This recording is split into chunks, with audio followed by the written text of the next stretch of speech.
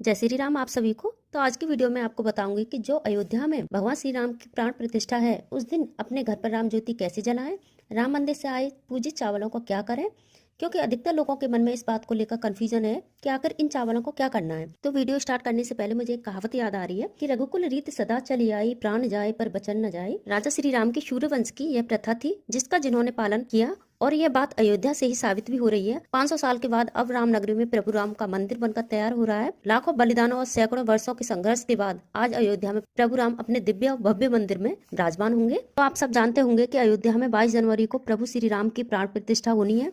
इसको लेकर तैयारी भी अपने अंतिम चरण में है। इस खास दिन का देश में ही नहीं बल्कि दुनिया भर के लोग इस दिन का बेसब्री से इंतजार कर रहे हैं और इसके साक्षी बनने के लिए अयोध्या नगरी भी पहुंच रहे हैं। और देश भर में इस दिन को पर्व यानी दिवाली की तरह मनाने की तैयारी की जा रही है। क्यों ना इस दिन को त्योहार की तरह मनाया जाए। आखिर 500 वर्ष के लंबे इंतजार के बाद भगवान राम अयोध्या धाम में अपने भव्य मंदिर में विराजमान होंगे। हम सब इस पीढ़ी के भाग्यशाली नहीं सौभाग्यशाली हैं कि हमें ये दिव्य दृश्य देखने को मिल रहा है।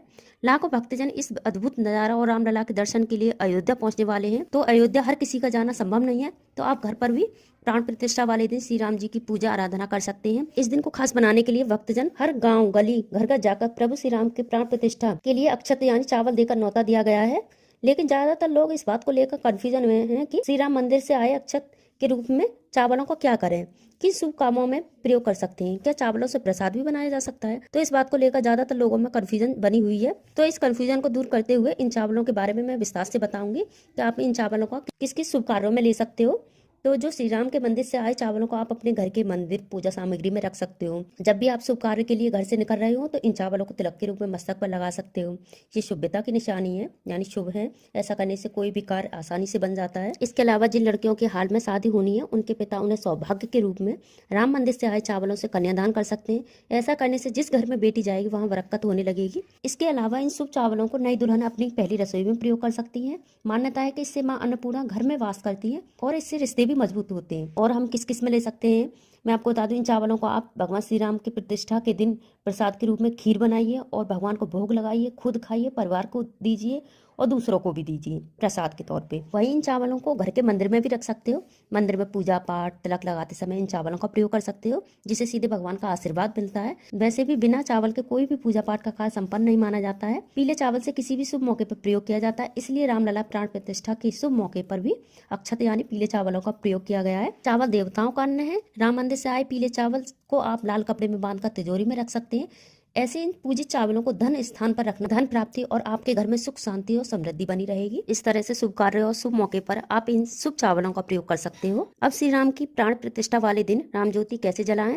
अब आप सोच रहे होंगे कि राम ज्योति किस समय जलाएं, राम ज्योति कैसे जलाएं, राम ज्योति जलाने का मंत्र क्या होगा, राम ज्योति के समय कुल कितने दीपक जलाना चाहिए। तो इस शुभ दिन हर घर में राम ज्योति जलने से पूरे देश में राममय हो जाएगा। मतलब राम राम का वो भाव होगा हर जगह, हर गांव, हर गली, हर घर में।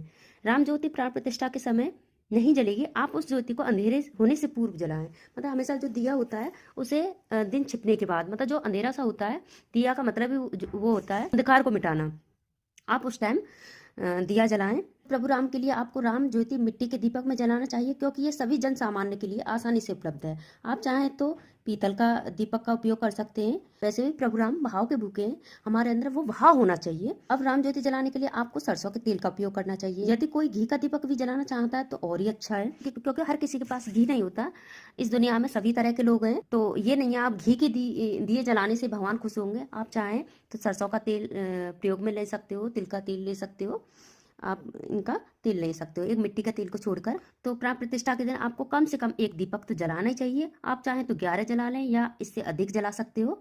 इससे अधिक जलाएं तो और ही अच्छा है। तो राम ज्योति जलाने के बाद उन 11 दीपकों में से 5 दीपक अपने पूजा स्थल में रखें।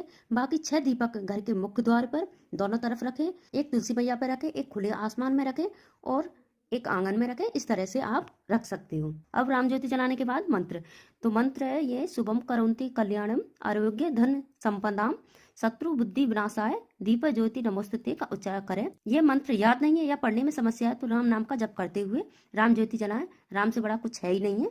तो इस बात का ध्यान रखें कि राम ज्योति का मुख्य दीपक पूरी रात जलता रहे। आपके पूरे परिवार पर प्रभु श्री राम की कृपा होगी और जीवन में सुख शांति आएगी। तो इस विशेष दिन आप कपूर जलाएं और पूरे घर में इसका धुआं जाने दें। इसके साथ ही आप शाम के समय हो सके तो पूरे घर में दीपक जलाएं और दिवाली की तरह खुशियां मनाएं। इस दिन शाम के समय मुख्य द्वार पर घी का दीपक जलाएं। इसे प्रभु श्री राम के आगमन का प्रतीक माना जाता है। अगर आपको मेरी वीडियो पसंद आए तो लाइक शेयर और सब्सक्राइब करना ना भूलें। धन्यवाद।